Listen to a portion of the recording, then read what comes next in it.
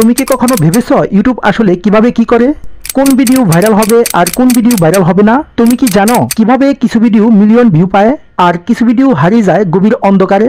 আজ তোমাদেরকে একটি ছোট্ট গল্প শোনাবো, ইউটিউব অ্যালগরিদমের এক রহস্যময় জার্নির গল্প। কল্পনা করো ইউটিউবের একটা অদৃশ্যময় দুনিয়া আছে, সেখানে প্রতিনিয়ত কোটি কোটি ভিডিও জমা হচ্ছে।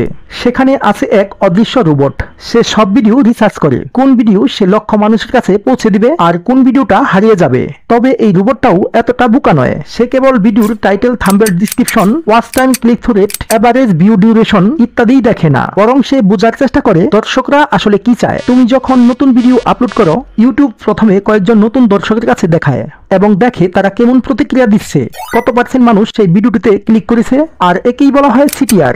ভিডিও কতক্ষণ দেখেছে, watch time and average view duration, কতজন মানুষ লাইক কমেন্ট করেছে। যদি ভিডিওর প্রথমে ভালো পারফর্ম করে, তাহলে ইউটিউব অ্যালগরিদম ভাবে এই ভিডিওতে দম আছে, মানে এই ভিডিওটিতে দেখার মতো কিছু আছে, আর তখনই শুরু হয় তার পরবর্তী ধাপের যাত্রা, অর্থাৎ ভিডিওকে প্রমোট করার যাত্রা। প্রথম 24 ঘন্টা হলো ভিডিওর লাইফলাইন। এই সময়টাতে যদি ভিডিও ভালো পারফর্ম করে, তাহলে ইউটিউব সেটাকে আরো বেশি বেশি মানুষের কাছে পাঠায়। আর যদি ভিডিওর ক্লিক থ্রু রেট অর্থাৎ সিটিআর কম হয়, মানে মানুষ ভিডিওর থাম্বনেল দেখে ক্লিকই না করে, তাহলে সেই ভিডিওটি সেখানেই ডেট হয়ে যাবে। ইউটিউব অ্যালগরিদম ভেবে নেবে এই ভিডিওতে দম নেই, মানে আপনার ভিডিওটিতে দেখার মতো কিছুই নাই যা দর্শকদের আকর্ষণ করতে পারবে, আর আস্তে আস্তে সেই ভিডিওটার ভিউজ আসা বন্ধ হয়ে যাবে। ইউটিউব প্রধানত 4টা উপায়ে তোমার ভিডিওটাকে দর্শকের কাছে পৌঁছে দেয়। 1. যখন ইউটিউব মনে করে তোমার ভিডিও কারো কাছে পছন্দ হতে পারে, তখন সেটাকে হোম পেজে দেখায়। হোম পেজ কি তা তো তোমরা নিশ্চয়ই জানো। 2. সাজেস্ট ভিডিও, যদি তোমার ভিডিও অন্য জনপ্রিয় ভিডিওর সাথে মিল খায়, তোমার ভিডিওটাকে তার ভিডিওর নিচে সাজেস্ট করা হয়। 3. ইউটিউব সার্চ, যদি তোমার ভিডিওতে ভালো টাইটেল, ট্যাগ, ডেসক্রিপশন থাকে, তাহলে সেটাকে ইউটিউব সার্চের মাধ্যমে খুঁজে পাওয়া যায়।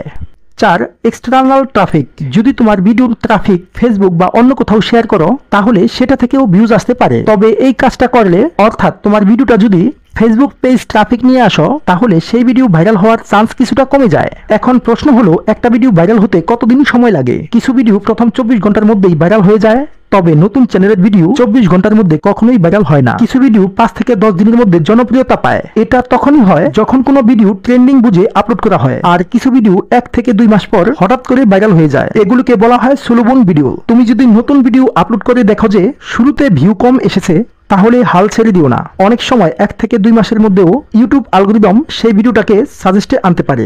এখন আসল প্রশ্ন, তুমি কিভাবে ইউটিউব অ্যালগরিদমের বুদ্ধিমান রোবটকে বুঝাবে যে তোমার ভিডিওটা ভাইরাল হওয়ার ভিডিও? 1. আকর্ষণীয় থাম্বনেল বানাও সিটিআর বাড়ানোর জন্য।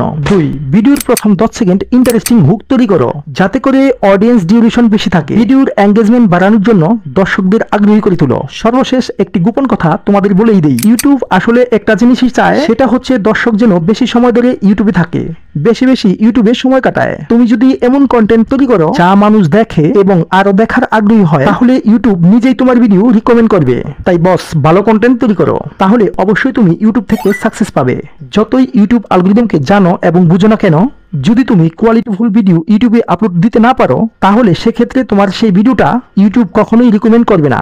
এটা আমার ইউটিউব জার্নি থেকে পাওয়া নলেজ থেকে তোমাদেরকে বললাম। তো তোমরা যদি কোয়ালিটিফুল ভিডিও কিভাবে তৈরি করে জানতে চাও, তাহলে অবশ্যই কমেন্ট করবে। তোমাদের কমেন্টের উপর ভিত্তি করে আমি পরবর্তী ভিডিও নিয়ে আসবো। পরিশেষে কথা হচ্ছে, এই ভিডিও থেকে যদি ইউটিউব অ্যালগরিদমের অজানা বিষয় বোঝাতে সাহায্য করে, তাহলে অবশ্যই একটা লাইক করে দিও, আর সাবস্ক্রাইব করতে তোমাদের জোর করবো না। যদি মনে চায় তাহলে সাবস্ক্রাইব করে দিও। আর এতক্ষণ আমার বকবকানি শোনার জন্য তোমাদেরকে ধন্যবাদ। দেখা হবে নতুন কোনো রহস্য নিয়ে।